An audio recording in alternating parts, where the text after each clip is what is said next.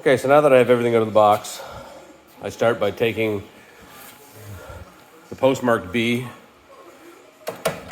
putting it in here. It's gonna go in a little hard. You gotta slide her up like that. Take your A post, put it in, slide it up.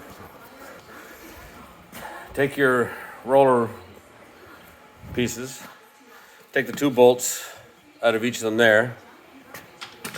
Then you're gonna take it, slide it down over.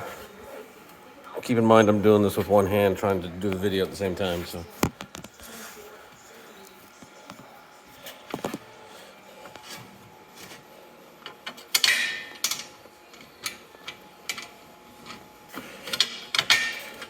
Of course.